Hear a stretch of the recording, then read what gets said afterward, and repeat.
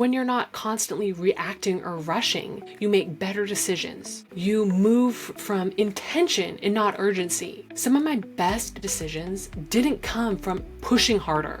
They came from taking a walk, sitting in the sunshine, or giving myself a slow morning. Hello, and welcome back to Rebel to Rise, where business meets human design, and where we're throwing out the hustle playbook in favor of something way more sustainable, and in my opinion, more fun. Today, we're going to talk about creating space in your business without losing momentum.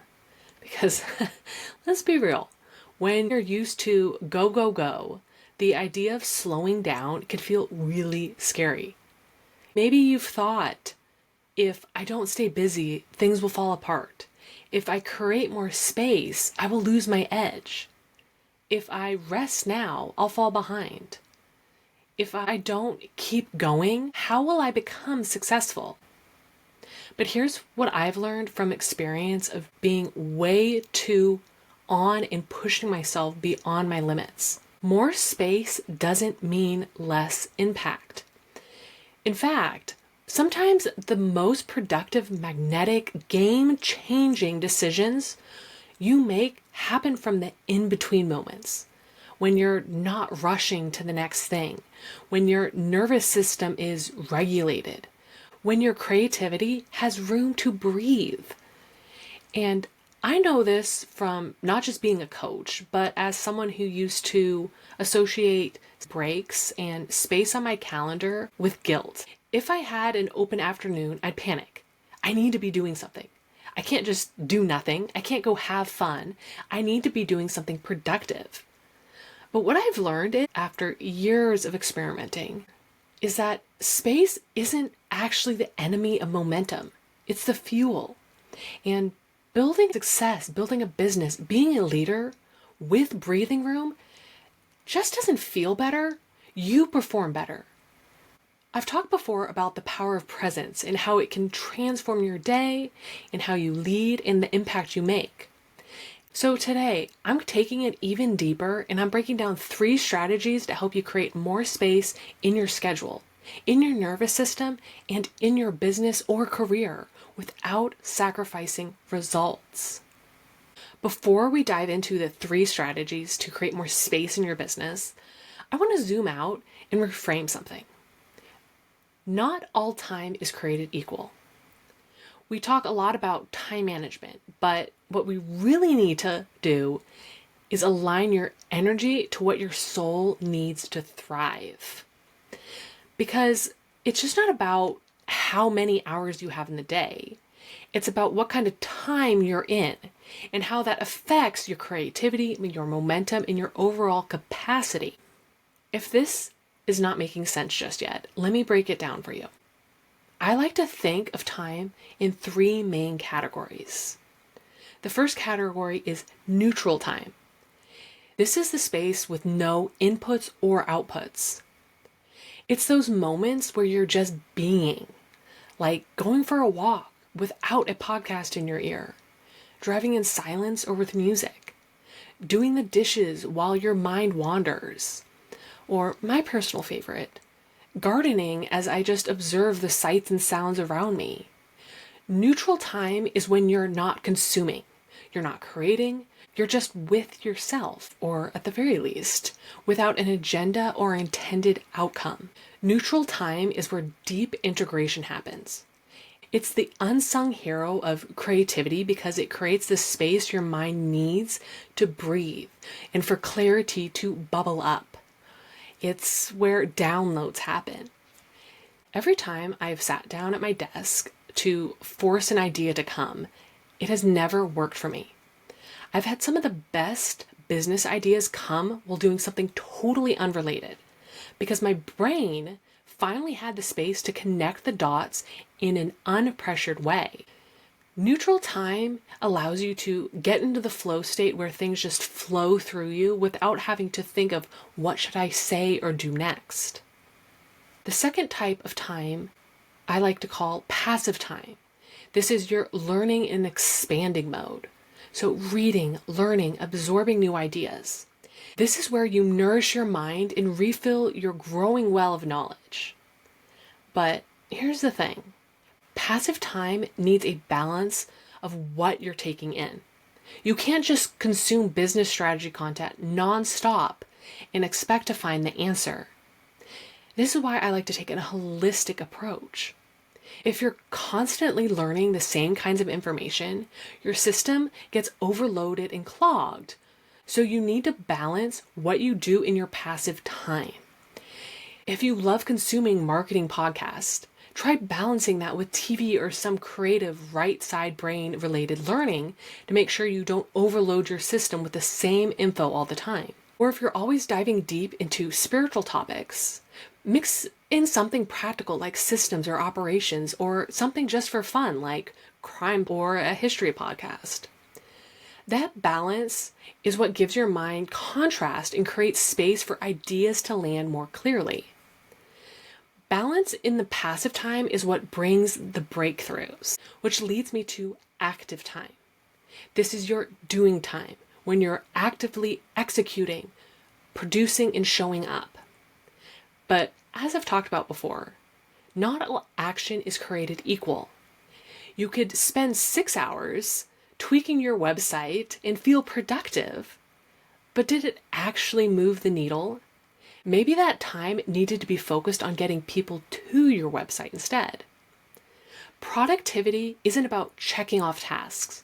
It's about choosing the right tasks that are aligned with your strengths and actual goals. Active time is about applying what you downloaded in neutral time and what you learned in your passive time so you don't get constipated with too much knowledge. And I say that with so much love because I have 100% been there. Your goal is to not just be busy all day without ever accessing your zone of genius, because I don't want that for you. You will be your happiest and most fulfilled and feel like you're living out your purpose the more you could be in your zone of genius. And I think these 3 categories of time are so important because when your time is off balance, when you're stuck in too much active time, too much passive time, or avoiding the neutral time altogether, you feel it in your body. From burnout to confusion to disconnection to frustration to wondering, why am I unhappy? Because true momentum isn't created in the hustle. It's created in the rhythm, a balanced rhythm of time where your energy flows how it's designed to flow. So now that we've laid the foundation of time, let's talk about how to create more of the right kind of space in your business success without losing momentum. In fact, these next 3 strategies will help you amplify your results while honoring your energy. So, strategy 1, plan for alignment, not busyness. What I've found few people talk about is most people aren't burned out because they're lazy or disorganized or not trying hard enough. They're burned out because they're doing way too many things that aren't aligned to what they actually want to be doing, and they think that's what success is supposed to look like. We fill our calendars with what we can do instead of what we're actually meant to be doing, what our purpose is. Space doesn't start on your calendar. It starts with your intention. If you're constantly saying yes to things that drain you, or trying to force yourself to work like someone else, no amount of color-coded time blocks will fix it. And I say this as someone who used to think more structure was always the answer. I'd look at the gaps in my day and think, okay, what's the most productive thing I could do here? But now I've learned to ask myself, do I even need to be doing something there? Do I need to be filling every moment of my day? And that question changed everything. So I want you to try to do a weekly audit of your to-do list or calendar and ask yourself 3 simple questions. Does this actually move the needle? Is this mine to do or something I think I should be doing? Is this aligned with my strategy, my strengths, my goals? I'd be surprised how many tasks were on your calendar out of guilt, fear, or comparison. Am I doing something because I want to or because I feel I should be doing it? And this is where human design becomes such a powerful filter. Because when you understand your energetic blueprint, your decision-making strategy, your strengths, your ideal way of using your energy, you stop trying to operate like someone you're not. We're not all here to be the exact same way. How boring would the world be if we're all operating in doing the same things? So when you begin to trust joyful alignment over busyness, that's what creates results that feel so nourishing and fulfilling to you. And that doesn't come from the amount of stuff you check off your list. When I started designing my weeks around my energy and not just obligations, I had more time and better outcomes. I felt less scattered, more creative, and I actually started enjoying my business again. So here's your permission slip. You don't have to earn rest just when you're exhausted. You don't have to be productive every second to be valuable. You don't have to do it all to be an effective leader. You just need to design your time around you and your desires. Next up, strategy 2, make space for non-negotiables. I've talked about non-negotiables before, about those things that you need to do to really nourish and fill your cup. But here's a trap I see so many leaders fall into. They treat spaciousness, breaks, those activities that fill your cup like a bonus, something you'll enjoy after everything else is done. But if you only create space when you've earned it, you'll never actually get to it. There will always be more to do. That is life. There's always something to be done. And you'll find yourself trying to squeeze in a moment to breathe. Maybe a 10-minute break here and there, or a someday I'll have an afternoon off, and expect that to recharge you. But it doesn't work like that.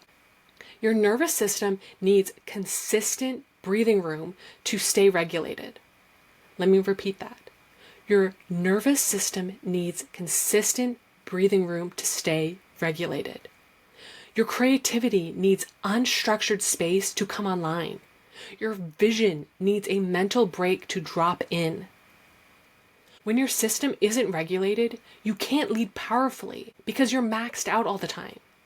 So instead of trying to create space like it's an afterthought, I want you to build it into your calendar. Build your day, build your action items around it.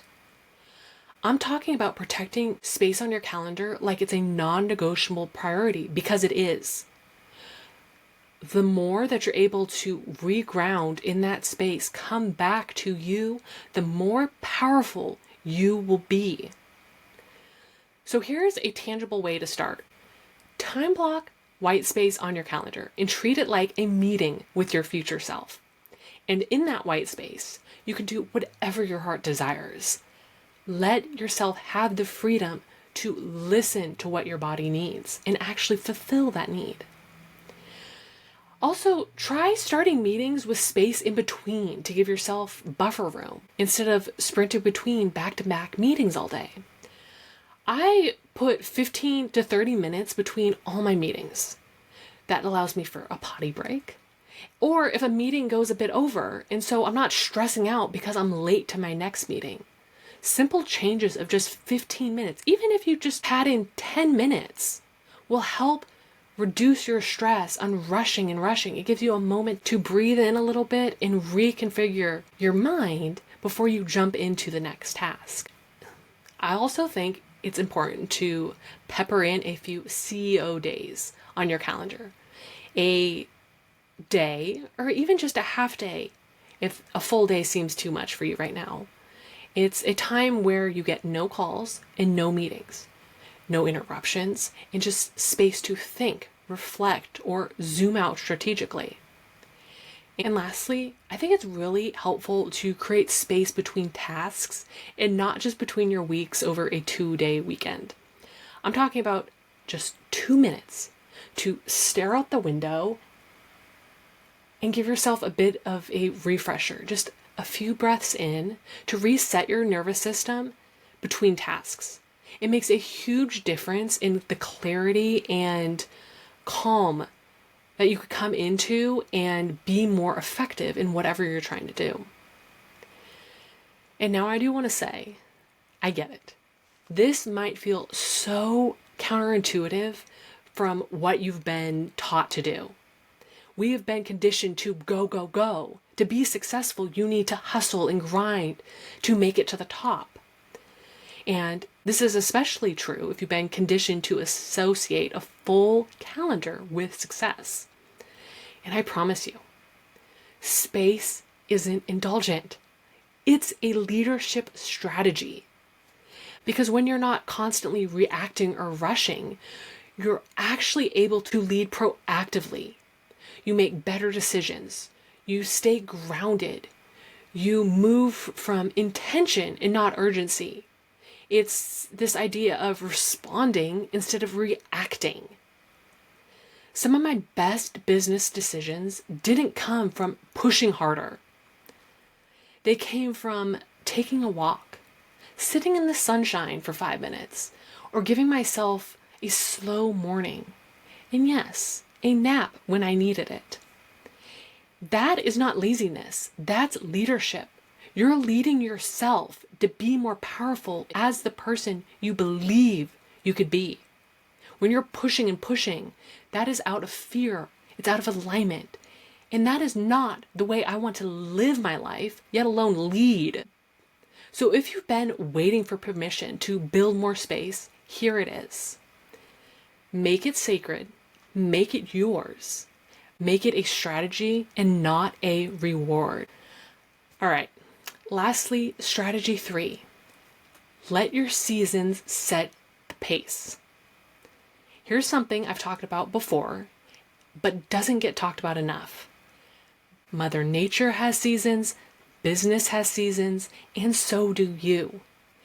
There are seasons for growth and launching. There are seasons for integration, slowing down and shifting gears. But this hustle culture teaches us to expect ourselves to operate the same way every month, every week, every day. And that's just not how energy or creativity works. Trying to sprint through every season is a surefire way to burnout. Or worse, it disconnects you from your vision, your purpose, and really it disconnects you from the joy and freedom I think all of us strive to have. I want you to think of business as a living thing, something that evolves and breathes with you.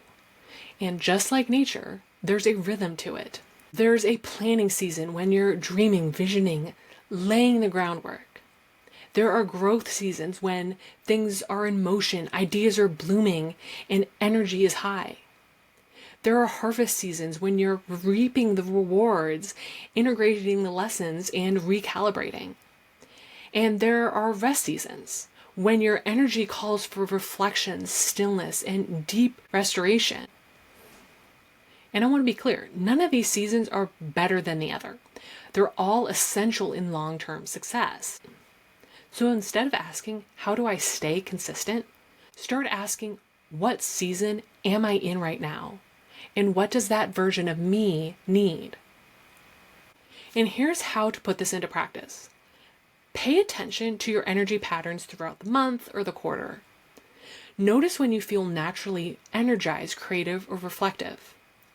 Build your calendar around seasons of capacity, those times when you have more energy. And don't build your calendar around pressure. If you know Q1 tends to be intense for you, maybe Q2 is going to be a time for integration and stepping back a little bit. And also normalize taking breaks before you hit the wall. Breaks don't always mean stopping. They could look like softening deadlines, changing meetings around, or giving yourself creative freedom. And remember, taking a step back doesn't mean you're falling behind.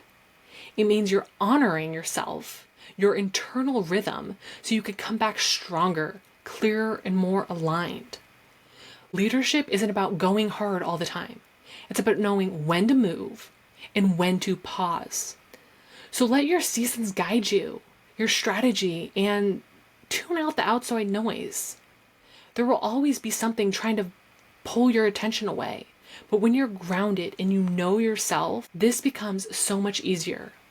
You stop forcing yourself to be in a season you're not built for, and everything will start to flow more naturally. Days will feel a little easier, and you'll start waking up excited for what's to come. And trust me, there is so much power in a well-timed break. And the more that you practice creating space in your calendar, the easier it'll be to know when it is your time to take a break. I want to wrap this up with a little challenge for you. I just shared 3 powerful strategies to help you create more space without losing momentum, and now it's your turn. I want you to pick just one of these strategies and play with it for a week. I don't want you to overthink this, so don't try to overhaul your whole schedule in one go. Just pick one thing that spoke to you the most and experiment with it. Play with it. Just see what happens without putting pressure on yourself. Maybe that's auditing your to-do list to filter out what doesn't align. Maybe it's blocking a few hours of white space on your calendar and protecting it as a non-negotiable for you to fill your cup in whatever way that sounds exciting to you. Or maybe it's simply honoring the season you're in and softening the pressure to keep up with the Joneses. Whatever you choose, let it be an act of devotion to your rhythm, a devotion to you and how much you love and care about yourself, and not what someone else is expecting of you. And if something shifts within you after practicing this for a week, I want to hear about it. Leave a comment or come find me on Instagram and send me a DM and let me know what you tried and how it felt. I truly want to celebrate your ahas with you. Sharing it with the world is how we embody it and make changes that last. Because here's what I know for sure. Space isn't a luxury, it's a strategy. And when you give yourself permission to lead from alignment instead of urgency, everything changes. Until next time, keep rebelling, keep rising. Thank you for joining me on today's episode of Rebel to Rise, where business meets human design. I hope you feel inspired to break free from those shoulds in your life and trust your inner compass as you create a life and business that truly lights you up. Remember, every day is a chance to rebel against the ordinary and rise into your authentic power. If you enjoyed this episode, please subscribe, leave a review, and share it with a fellow rebel who's ready to lead their lives unapologetically. Until next time, keep trusting your intuition, keep breaking the rules, and most importantly, keep rising.